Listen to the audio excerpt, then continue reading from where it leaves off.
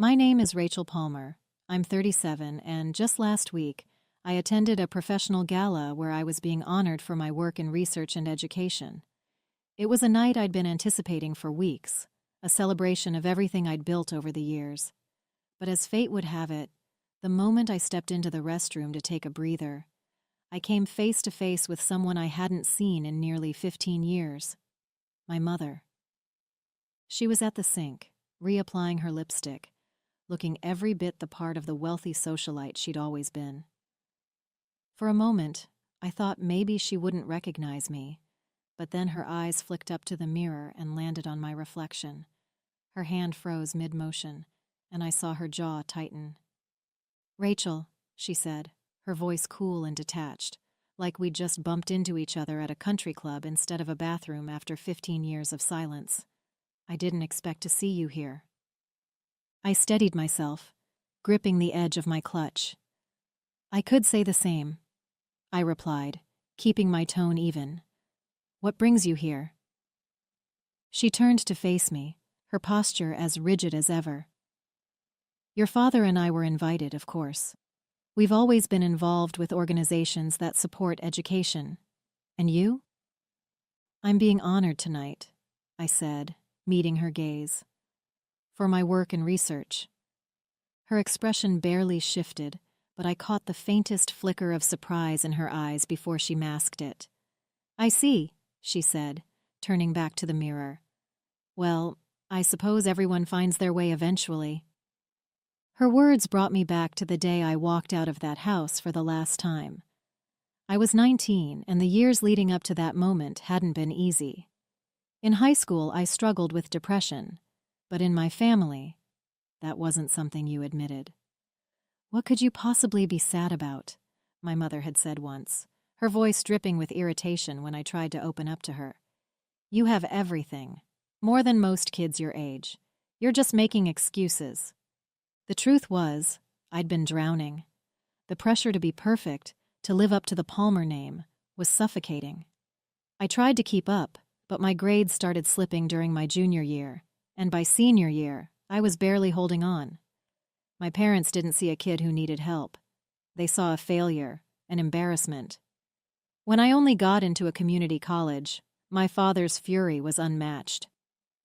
"This family has standards," he had said that night, pacing the living room while I stood there clutching my acceptance letter.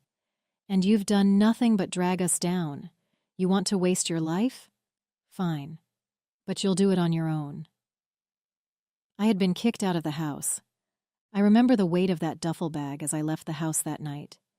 It wasn't just filled with clothes. It held the reality of being completely on my own. My parents didn't even come to the door to say goodbye. My mother stayed seated on the couch, scrolling through her phone as if I didn't exist. My father had disappeared into his study after delivering his ultimatum. I felt invisible, discarded, like I'd never been a part of their world to begin with. For the first few weeks, I stayed with a friend, sleeping on her pull-out couch while I tried to figure out my next steps. Community college wasn't glamorous, but it felt like the only thing I could control. I worked part-time at a diner to cover tuition and rent when I finally scraped together enough to move into a tiny studio apartment.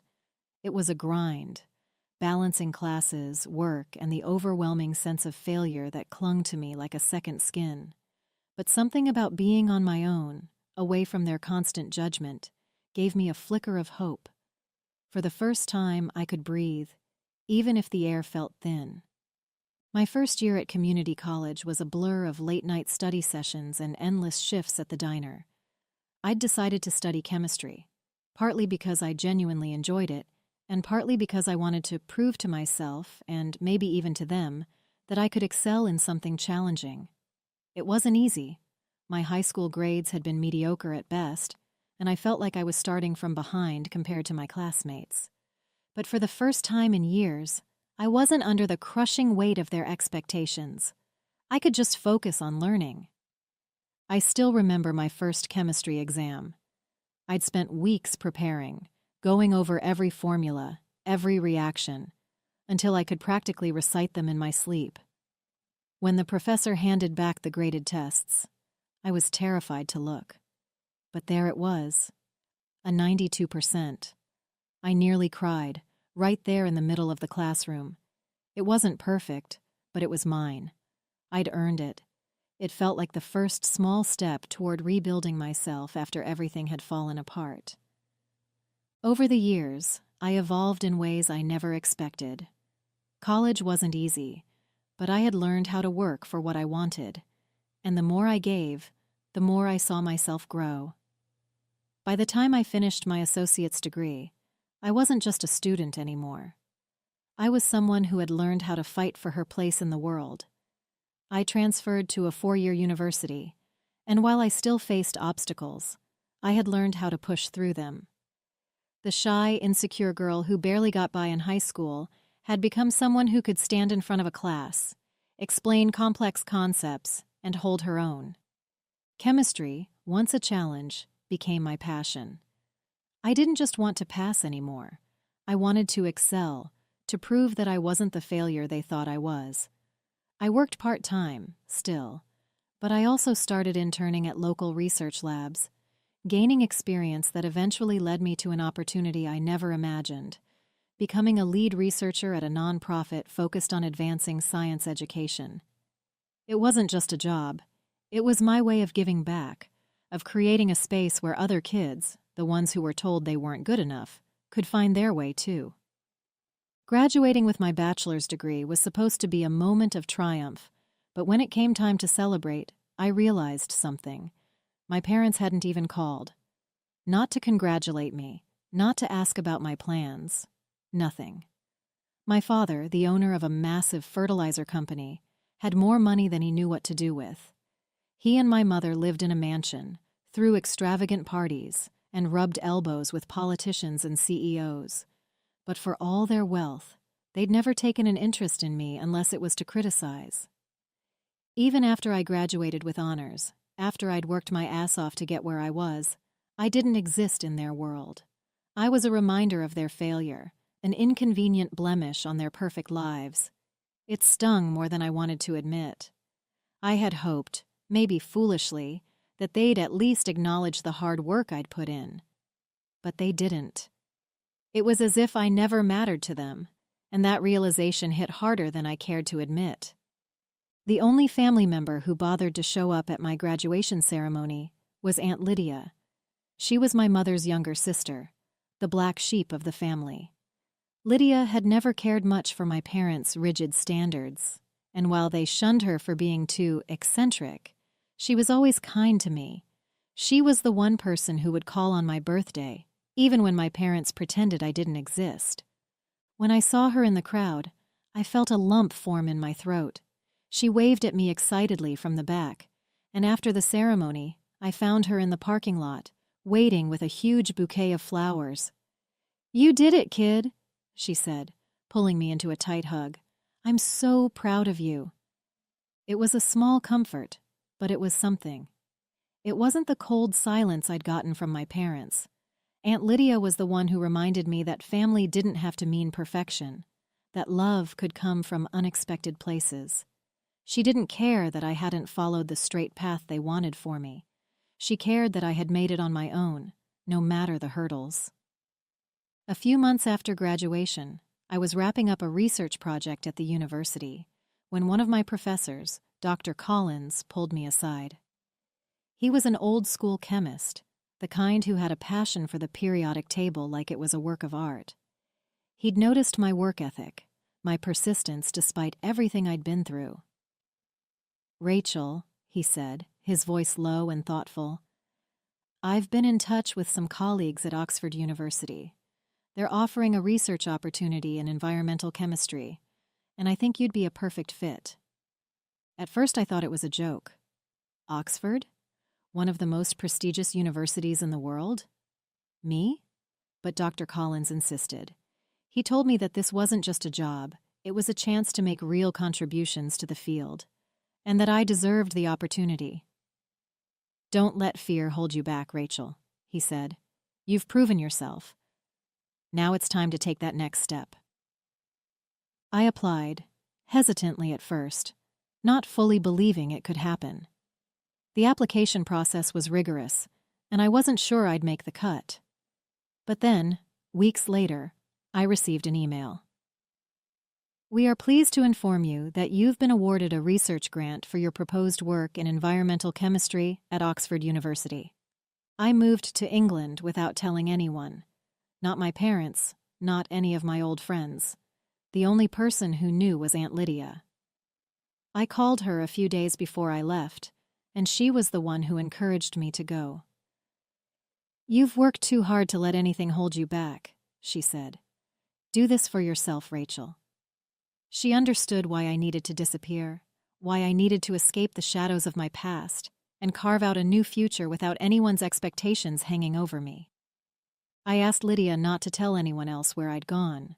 I didn't want them to try and find me, didn't want the weight of their judgment pulling me back. So, I left, boarding a plane to Oxford, with nothing but a backpack, and the faint hope that this could be my chance to finally become the person I always dreamed of being. I settled into a small flat in Oxford and threw myself into my work. The first few weeks were tough, the language, the culture, the isolation. But the more I immersed myself in my research, the more I felt at home. I was working on projects that mattered, things that could make a real impact on the world. The chemistry I studied was no longer just about passing exams or proving myself to my parents. It was about changing the future. As the years passed, I completed my master's degree, and then, driven by the momentum of my research, I applied for a PhD. The process was grueling, but I was determined. I had found my place at Oxford, and there was no turning back. After several years of sleepless nights and endless lab experiments, I earned my PhD, becoming a respected researcher in the field of environmental chemistry. After finishing my PhD, the next step seemed almost too surreal to grasp. I was offered a position as a professor at the University of Cambridge. It felt like a dream I never dared to chase, not because I didn't think I deserved it, but because I never imagined I would be given the chance. I had worked so hard to get to this point, and yet, the recognition still felt like it was happening to someone else. At Cambridge, I was able to teach and mentor the next generation of students, something I hadn't expected to find so fulfilling. The freedom to shape minds, to pass on the knowledge and passion I'd gained, was beyond anything I could have imagined back when I was struggling through community college. I had gone from being the girl who didn't belong to someone who could stand at the front of a classroom and be taken seriously. But there was still a piece of me that was always looking over my shoulder, wondering if anyone back home knew where I was, if anyone cared enough to find out. I hadn't heard from my parents since I left. No calls, no letters, no attempts to reach out. I wondered if they even thought about me. As my mother turned back to the mirror, adjusting her lipstick, I felt a familiar weight settle in my chest. Her words, "Everyone finds their way eventually," echoed in my head, and I couldn't help but wonder if she really believed it. I thought about all those years I spent trying to meet their expectations, all the ways they told me I wasn't good enough. The community college rejection, the years of silence, and the way they acted like I didn't exist once I walked out of their house.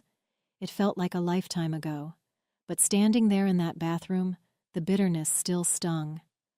I had worked so hard to get to this point, leaving everything behind, moving to England, finishing my master's and PhD, becoming a professor at Cambridge.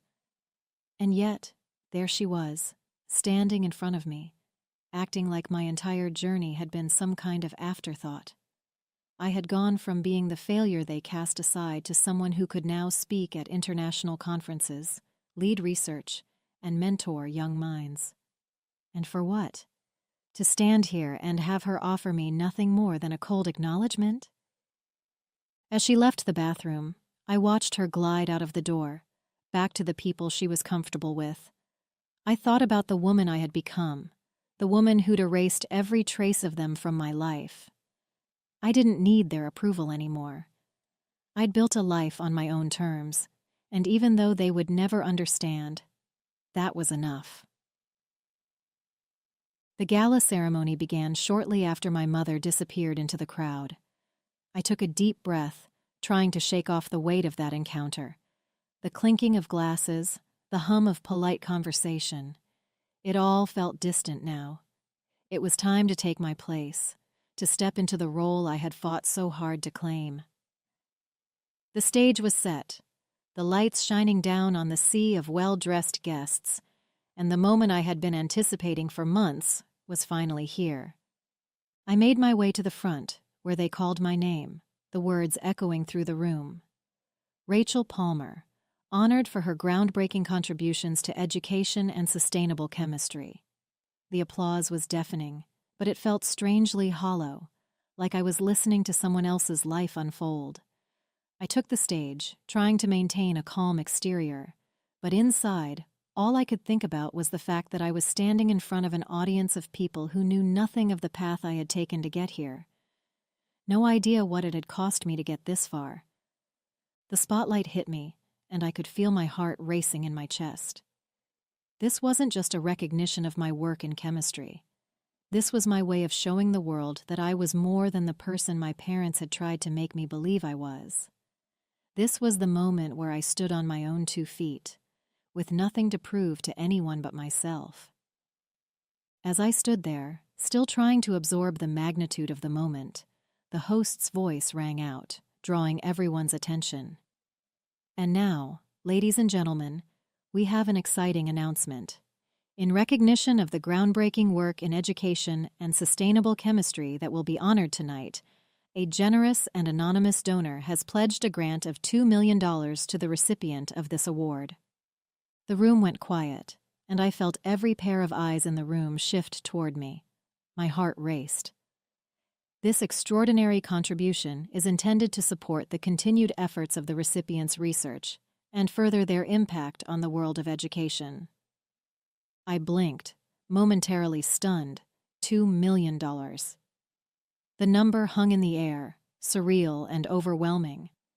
But the announcement wasn't directly for me. It was for the recipient of the award, someone whose name hadn't been revealed yet. I was still processing everything when I heard the host's voice continue. This grant, though anonymous, will be bestowed upon the person tonight who has demonstrated exceptional dedication to their work in advancing chemistry and education. For a moment, I didn't know what to think. The enormity of the sum, the way it would change someone's life, was astounding. But there was something else in the air, something I couldn't shake. The realization that the donor didn't know it would be me. They didn't know I was the one being honored tonight. As the announcement echoed through the room, my eyes wandered across the crowd, trying to catch a glimpse of the people around me. But then, something caught my attention. A subtle shift in the crowd. Near the back, just beside the exit, I saw him. My father. He stood up abruptly, his face twisted in disgust. His eyes met mine for a brief moment, before he turned sharply and began to make his way toward the door. His movements were swift and deliberate, as if he couldn't get out of that room fast enough. I couldn't believe what I was seeing. The man who had rejected me all those years ago, the one who had kicked me out of his house, was leaving as soon as he heard the news of the grant. He didn't even stay to see who was being recognized for the award. My chest tightened as a mix of emotions washed over me: anger, disbelief, and something darker, more bitter. This was the moment I had been waiting for. A moment where everything I had worked for was finally being acknowledged, and he couldn't even bring himself to stay in the room to witness it. He couldn't stomach the fact that the daughter he had written off was now standing at the front of the room, receiving everything he had always expected from someone else. As my father made his way toward the exit, I couldn't shake the feeling that something was wrong.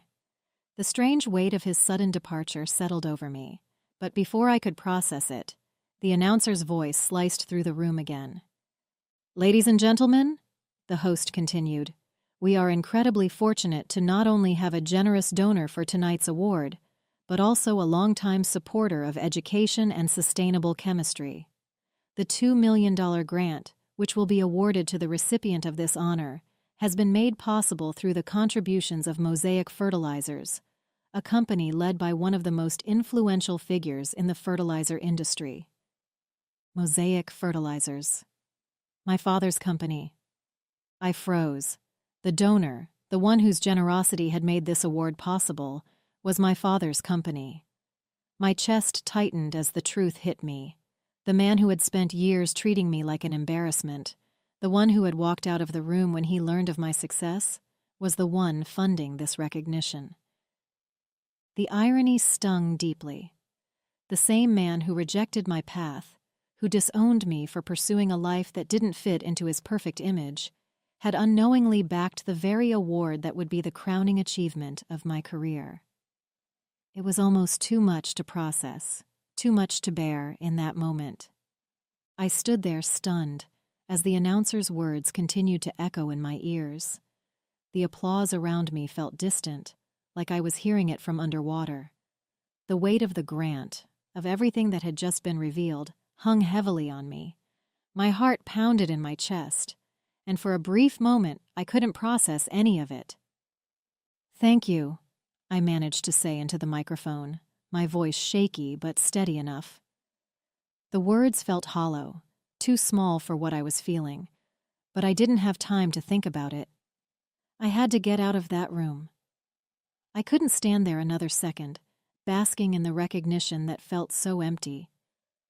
I turned abruptly, walked off the stage, and without another glance at the audience, I bolted for the back door. My steps quickened as I made my way through the hallway, heart racing, only one thought running through my mind. My father. I knew he'd left the room. I saw him walk out, his face a mixture of disgust and something else I couldn't quite read. But he couldn't just leave, not like this, not when everything had come full circle. I couldn't let it end like this, with him walking out on the one moment that proved everything he had tried to dismiss about me. I pushed through the door leading outside, scanning the area, my breath coming in quick bursts. There he was, standing by his car, his back to me. My feet moved on their own, and before I could stop myself, I was running. "Dad!" I called out, my voice almost cracking as I rushed after him. He didn't look back at first, his shoulders stiff, but when he finally turned around, I saw the bitter expression on his face. He had that same look I remembered from all those years ago, like everything was an insult to him. "What is it now, Rachel?" he asked sharply, his voice colder than I'd ever heard it. "You think I'm going to congratulate you?" I stopped just a few feet away, my heart hammering in my chest. I knew what this was about. He had no idea who the recipient of the grant was until they called my name. Until that moment, he thought he was just funding some good cause, sending money to the foundation, believing it was going to some worthy academic or researcher he could proudly point to. He didn't know it would be me standing there on that stage. He sneered, his lips curling into a bitter smile. I don't know whether to be disgusted or impressed, but here you are, taking my money. I'm sure that's exactly what you wanted, right? I could see the resentment in his eyes. The grant, $2 million, had come from Mosaic Fertilizers, his company. But once the money was donated to the foundation, it was entirely out of his control. They had chosen who would receive it, and they chose me. The irony hit me like a wave. "I didn't ask for this," I said, keeping my voice steady despite the rush of emotions. "I never asked for your money or your approval. I earned this on my own, just like everything else." His eyes darkened and he shook his head. "It doesn't change anything. You're still the failure I kicked out of my house all those years ago. No grant or award is going to change that." I felt a rush of anger, but I pushed it down. It doesn't matter what you think anymore. I've made my own life. And if that money came from you, it doesn't mean anything to me. I turned my back on him without saying another word, my heart pounding in my chest. I didn't need to argue with him anymore. He wouldn't understand, and truthfully, I didn't need his approval. I had spent so many years trying to prove myself to him. And for what? To be here, at this moment, with everything I had worked for, only for him to stand there bitter and resentful of my success? It wasn't worth my time. The next day, I made a decision. I had spent the night thinking about what the $2 million grant meant. At first, it had felt like a victory, a vindication, but by morning, that feeling had faded. It wasn't my victory. It was just another reminder of everything I had escaped. The money, tied to his company, was never going to erase the years of pain and rejection. It wasn't going to heal the part of me that he had broken when he kicked me out of the house all those years ago. So, I donated the entire sum, every last cent of it. I didn't want it. Not from him, not with the strings that came attached to it. Instead, I directed it toward funding scholarships for underprivileged students, students who had been overlooked, underestimated, and written off. I wanted to give them the chance to build something for themselves, without being crushed under the weight of expectations that didn't belong to them. The money that had once been tied to rejection and bitterness was now part of something greater, something that would outlast the sting of my father's judgment. I felt a quiet satisfaction as I pressed the donation button. For the first time, I realized that I didn't need his money, his approval, or his recognition. I had built my own legacy, one that would live on far beyond the walls of that gala.